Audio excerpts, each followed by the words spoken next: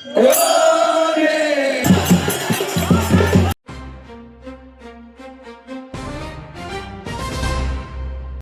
বাংলার ঐতিহ্য সোনার হরিণ নামে বাইচের নতুন নৌকা নামানো হয় বগুড়ার ধুনটের তারাকান্দি গ্রামের হলহলিয়া নদীতে। আমরা এই নৌকা বাঁধছি, ইতিপূর্বে আমরা বাপসা ছাড়া নাও বাঁধছিল, তারা নাও বান্ধা তারা চলে গেছে স্বাধীনের আগে। স্বাধীনের পরে এসে আমরা এই নৌকা আজ 4 বছর আগে আমরা একটা নৌকা বাঁধছিলাম। সেই নৌকা বাঁধতে আমাদের খুব একটা মনের উৎসাহ, এই জন্য করে এই নৌকাও আমরা বাঁধছি। সবাইকে নিয়ে আমরা একটা নৌকা তৈরি করছি, সেই নৌকাটার নাম দিয়েছি সোনার হরিণ। সোনার হরিণ তারাকান্দি। উচ্ছ্বাস আর আনন্দ ধ্বনির মধ্য দিয়ে আনুষ্ঠানিকভাবে পানিতে নামানো হয় নৌকাটি।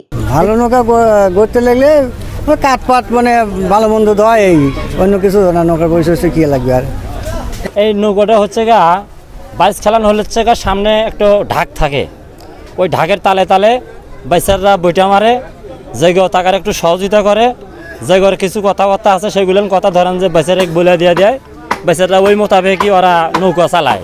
বর্ণিল সাজে সজ্জিত নৌকাটি দেখতে আসা মানুষের চোখে ছিল ঐতিহ্য ফিরে পাওয়ার তৃপ্তি। তারপর ভরসা করে আজকের এই সমস্ত ইউনিয়নের এই আনন্দ উৎসব। কথা না বাড়াই, আমরা এখন নৌকা নামাবো ইনশাআল্লাহ। আমাদের তো খাবারও আছে, মনে খুরমা আছে, এগুলো খাওয়া হবে। আনন্দ বিনোদন সবারই জন্য। আজকে আপনারা হচ্ছেন সোনার হরিণ, আমরা হচ্ছে রাঙ্গামাটি রাঙ্গাপুরি। গত 2 বছর আগে একটি নৌকা এখানে তৈরি করেছিলেন হবি কবিরাজ মামার বাড়িতে, ডাঙ্গাও পিটেছি আমি।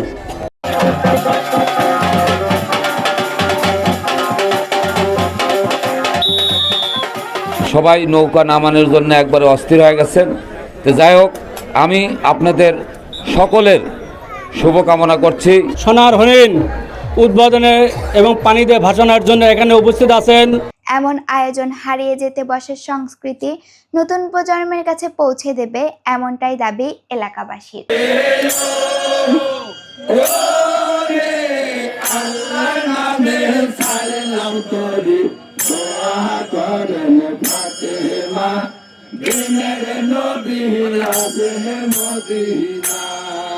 রোদেলা তানজিম নিধি, মানাস মিডিয়া। মানাস মিডিয়া, যা দেখি তাই বলি।